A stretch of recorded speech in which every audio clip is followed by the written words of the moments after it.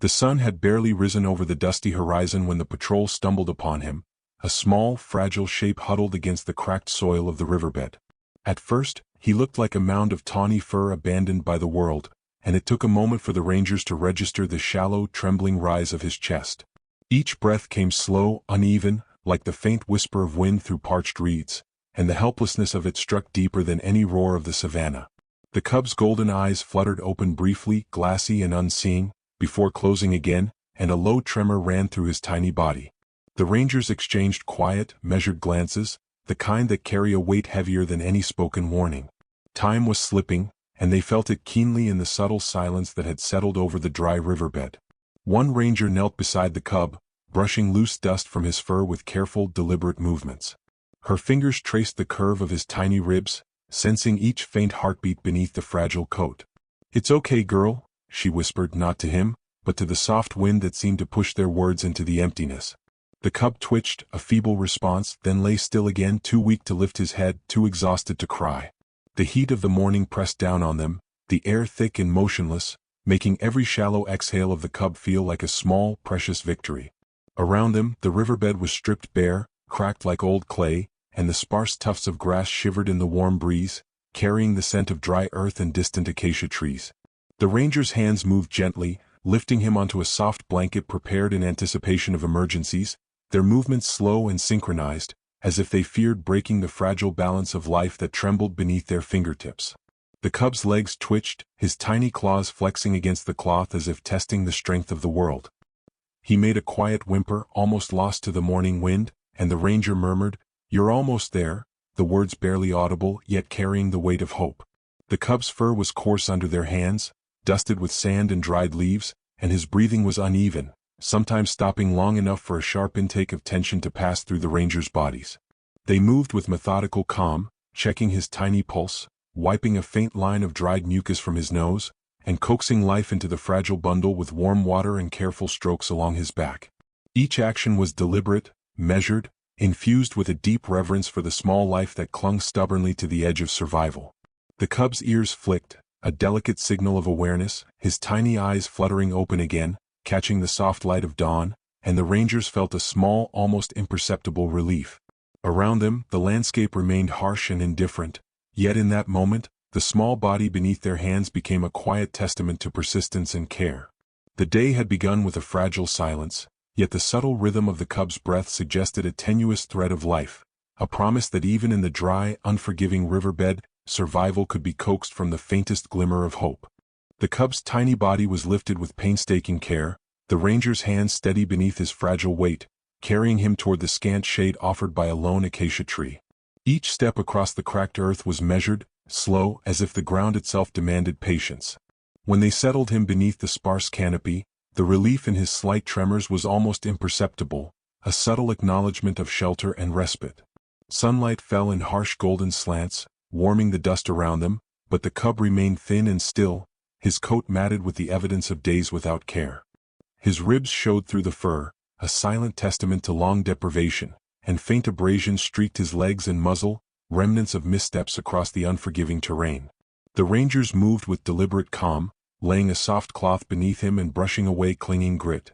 A shallow stream of water was brought to his lips, the ranger lowering it gently, and for a moment he hesitated, his small tongue flicking uncertainly, tasting the cool liquid as if unsure it could be trusted. His eyes were wide and glossy, reflecting both wariness and the exhaustion of isolation, and every blink, every subtle twitch of the ears seemed like a quiet negotiation of trust. He shifted slightly when the water touched his lips, a tentative gesture, and the ranger murmured softly, "That's it, you're safe now." Small movements carried the weight of survival, the flick of a tail, a slight curl of a paw, a shiver down the spine that spoke of fatigue rather than playfulness. The cub's breathing was uneven, and when he exhaled, the air seemed to escape him in wisps, carrying the faint smell of dust and dried blood. The sun overhead painted the sparse branches in warm light, and the dust motes drifting through the shafts highlighted the thinness of his body, the quiet intensity of his struggle. The rangers continued with slow, deliberate gestures, brushing his fur, checking each tiny paw for swelling or cuts, and offering small comforts, a gentle cover over his shoulders, a soft nudge toward the water. Though he could do little more than lie still, the cub's subtle responses, the delicate lift of a head, a soft whimper, a twitching ear, began to trace a fragile thread of connection. Trust, delicate and cautious, unfolded in these small, almost imperceptible gestures, and the rangers waited, honoring each pause and flicker of recognition. The world beyond the acacia remained harsh and dry, yet beneath its scant shade, the cub found warmth and attention, the soft cadence of human hands and quiet presence forming a fragile sanctuary. As the day stretched on, the cub's small chest rose and fell with slightly more rhythm, a tentative heartbeat of resilience. He was weak, dehydrated, and wary, but even in these frail movements, there was the quiet assertion of life, a whisper of strength returning after long absence. In the gentle patience of the rangers, he began to understand that for the first time in days, he was not alone, and that trust could be coaxed from the gentlest touch. Night fell like a soft, heavy curtain over the dry riverbed, cooling the baked earth and casting shadows across the cub's small form. The rangers remained nearby, settled into the sand with deliberate stillness, their presence quiet and unobtrusive, almost an extension of the night itself. A single lantern cast a pale glow over the cloth beneath him, painting the fur in muted gold and highlighting the subtle rise and fall of his chest. Every shallow breath was measured, uneven, sometimes catching in tiny, frail gasps, and the ranger's eyes followed each one, reading the fragile language of survival with reverent care. The cub stirred only slightly, a flick of an ear, a paw twitching against the soft cloth, yet even these small movements spoke volumes of resilience and weariness intertwined. They offered water in slow, controlled gestures, tipping a small cup just enough for him to lap, never forcing him, never rushing the fragile rhythm of his body. "It's okay, little one," one ranger murmured, her voice a soft thread woven into the night, careful not to startle him. The words seemed to float above the ground, carried away by a gentle breeze that rustled the sparse grass nearby. The cub's eyes, half-lidded and glossy, shifted toward the sound, registering presence without expectation, flicking briefly to the movement of hands, then closing again, the effort of trust as delicate as the breath he drew. The air smelled of cooling earth, distant acacia, and the faint trace of dry grass, mingling with the subtle scent of the cub himself. Dust, faint blood, and the must of prolonged solitude. He shivered lightly as the rangers adjusted a thin blanket over his shoulders, careful not to crowd him, careful to honor the space he still claimed despite his weakness.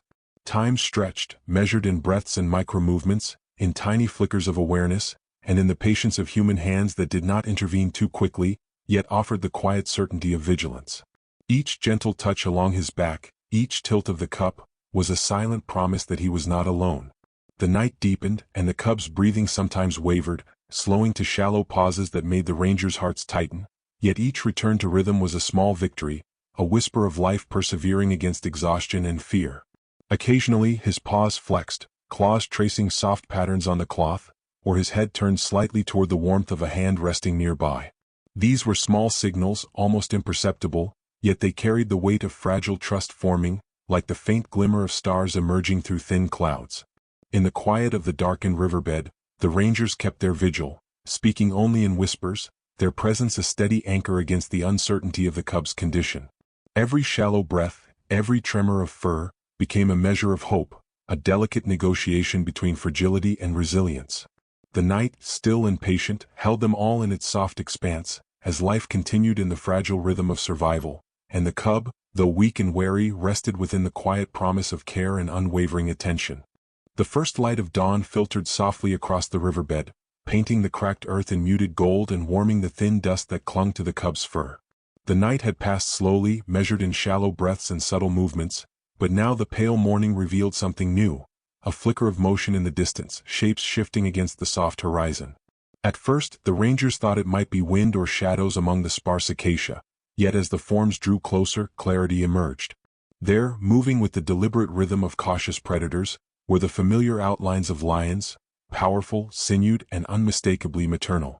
The cub's mother led them, her eyes scanning, nostrils quivering, ears flicking as she closed the distance with a cautious urgency. The small cub stirred, lifting his head slightly, his ears twitching, eyes widening as the figures drew near. For a long moment, there was only stillness, the gentle pulse of life in the cub's tiny chest and the subtle shifts in the approaching pride. The rangers remained frozen, hands resting lightly on the blanket, their presence a quiet reassurance rather than an intrusion. The mother approached slowly, her nose close to the ground, sniffing the air that carried the faint scent of her offspring. The cub's small body tensed, then relaxed, a barely perceptible lowering of the shoulders, as recognition rippled through the fragile muscles of his tiny frame. Trust, fragile and trembling, began to bloom in the smallest of gestures. She lowered her head, whiskers brushing the cub's fur, nuzzling him gently, her eyes soft yet vigilant. The cub responded with hesitant movement, leaning into the warmth, curling slightly against the larger body that had once protected him. Behind her, the pride lingered, curious and measured, tails flicking in silent observation, paws soft against the sun-warmed earth. The rangers watched without intervening, sensing that this moment, delicate as it was, belonged entirely to the natural order. The cub's tentative steps toward his mother were met with nudges and gentle guidance, reassurance and instinctual touches rather than words.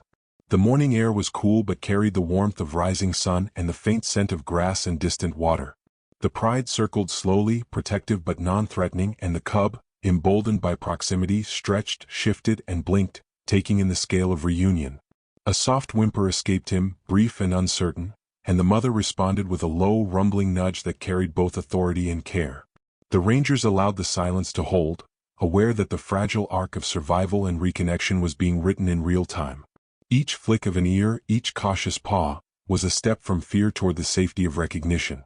As the pride settled nearby, the cub nestled against his mother, breathing deepening, tiny muscles relaxing under her protective presence. The sun rose fully, casting long, golden rays across the riverbed, illuminating dust motes dancing through the air. In that quiet, shared stillness, abandonment gave way to reunion, and trust, once fragile, hesitant, and uncertain, had returned to its rightful place beneath the warm light of dawn. The cub moved with small, tentative steps, guided by the low, steady presence of his mother and the watchful gaze of the pride.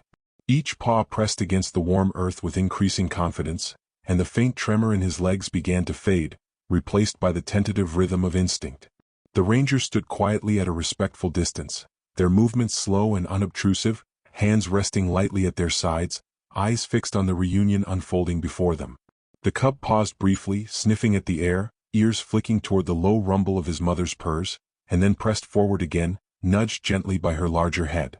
Trust had been forged in the fragile hours of isolation, and now it guided each motion with the quiet insistence of survival. The pride formed a soft semicircle around him, a living barrier of fur, muscle, and silent vigilance.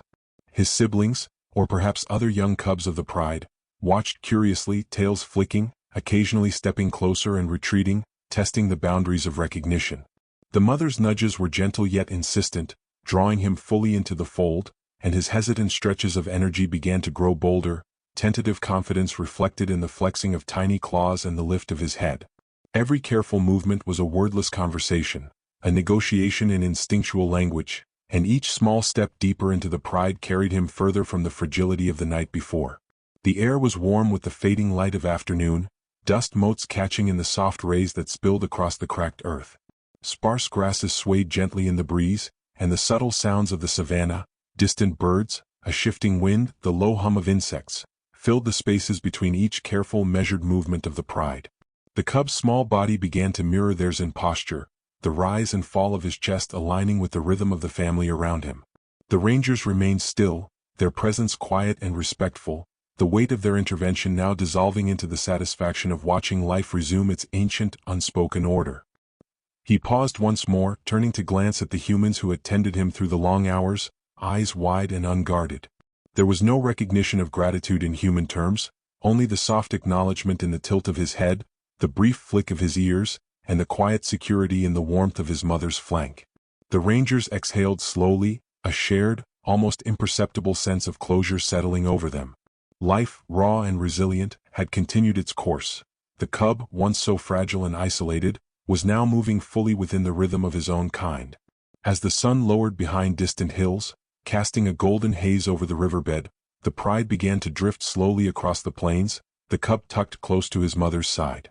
The humans watched until the figures became small shapes against the soft horizon, breathing in the stillness of the savannah, the gentle rustle of grass and the faint, steady sounds of a world returning to balance. In that quiet moment, there were no words, only the lingering sense of gratitude, life, and the unbroken continuity of nature.